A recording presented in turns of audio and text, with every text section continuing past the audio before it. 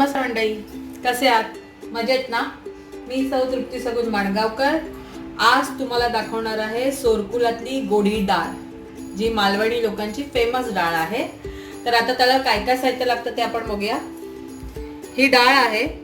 ह्या डाळीमध्ये मी म्हणजे मुगाची आणि तुरीची डाळ, ह्याच्यामध्ये मी थोडासा कांदा, टोमॅटो आणि हिरवी मिरची घालून, ह्याच्यात हिरवी मिरची आणि थोडीशी हळद घालून ही उकडून घेतली आहे मी डाळ. हे आहे डाळीला लावायचं वाटप. त्याच्यामध्ये आहे खोबरं, कोथिंबीर, एक हिरवी मिरची, जिरं आणि थोडीशी हळद. हे मी वाटून घेतलंय. कोथिंबीर, राई, मीठ, हिंग, लसूण, कढीपत्ता, थोडासा कांदा, थोडासा टोमॅटो, जिरं आणि फोडणीला तेल. तर आता ही आपण डाळ करणार आहोत सोरकुलामध्ये. तर चला तर बघूया. तर आधीच तेल घालून घेतलं होतं मी.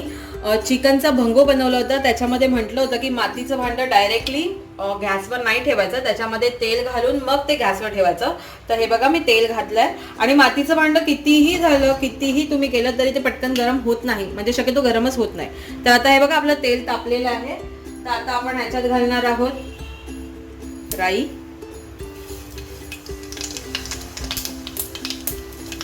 थोडंसं जिरं,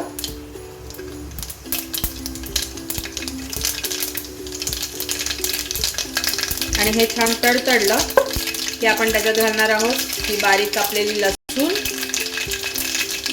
कढीपत्ता, कांदा आणि टोमॅटो. हे एकत्रच घालून घ्यायचं कारण एकदम थोडंसंच आहे ते. आणि हे छान परतून घ्यायचं. हे लसूण थोडीशी तरी परतली गेली पाहिजे. बघा लसूण थोडीशी तरी परतली गेली पाहिजे. आणि ही डाळ एवढी छान लागते ना, म्हणजे मालवणी लोकांची फेमस डाळ, सोरकुलातली गोडी डाळ. हे बघा हे आपला कांदा, टोमॅटो छान नरम झालाय. त्याच्यात आपण थोडीशी कोथिंबीर घालूया आणि हिंग. आपण हळद नाही घालायची कारण आपण हळद डाळ उकडताना पण घातली होती आणि जे वाटप आहे त्याला पण घातलेलं आहे. आता आपण काय करायचंय, ही उकडलेली डाळ ह्यात ओतायची. गावी काय करतात, ह्या सगळ्या डाळी भिजत घालून त्या ह्या सोरकुलामध्येच उकडून घेतात.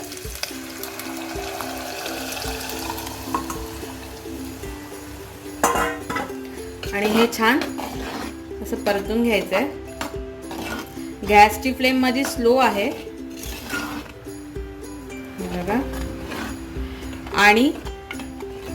आणि आताच ह्याच्याबरोबरच आपण जे वाटप रेडी केलं होतं ते घालायचंय. थोडंसं मी ह्याच्यात पाणी घालून घेते. जे उरलं होतं वाटप त्याच्यात मी थोडंसं पाणी घालून घेतलंय. आणि आता हे छान एकत्र करायचंय. आणि तुम्हाला जेवढी पातळ जेवढी जाड हवे त्यानुसार ठेवायचे. मी ह्याच्यात अजून पाणी घालणार आहे कारण मातीच्या भांड्यात असल्यामुळे ते थोडंसं पाणी खेचलं जातं. त्याच्यामुळे मातीच्या भांड्याला गावी सोरकुल म्हणतात. तर हे सोरकुल आहे. ह्याच्यात भात, पेज छान होते आणि डाळही छान शिजते ह्याच्यामध्ये. पण मी ह्याच्यात डाळ शिजवलेली नाही दाखवले, मी कुकरला लावून घेतलंय कारण झटपट दाखवण्यासाठी. आम्हाला जेवढे लागते तेवढे पातळ केले मी. आणि आता आपण ह्याच्यात घालणार आहोत चवीनुसार मीठ,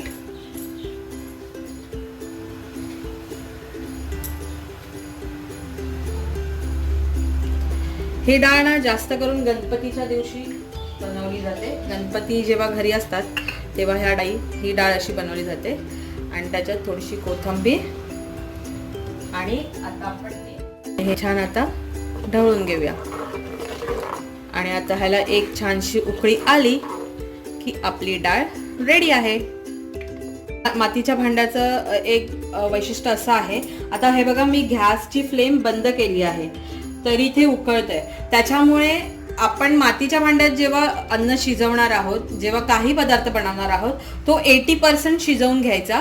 त्याच्यानंतर 20% हा हळूहळू ह्या मातीच्या भांड्यात शिजला जातो, तो स्वतःहून शिजला जातो. त्यामुळे 80%च आपण ह्याच्यात शिजवून घ्यायचं. रेडी आहे. तर आता आपण सर्व करूया. हे बघा, ही आपली सोरकुल्यातली डाळ रेडी झालेली आहे. ही डाळ खूपच छान लागते आणि डाळ खूप छान होते. ही रेसिपी तुम्हाला आवडली की नाही हे मला नक्की कमेंटमध्ये सांगा. लाईक करा, शेअर करा, सबस्क्राईब करा आणि बेल आयकॉन बटन दाबायला विसरू नका. पण तुम्ही नक्की ही डाळ करून बघा हां. ह्याला सोरकुल्यातली डाळ म्हणतात. ही डाळ खूप म्हणजे खूप छान लागते. धन्यवाद.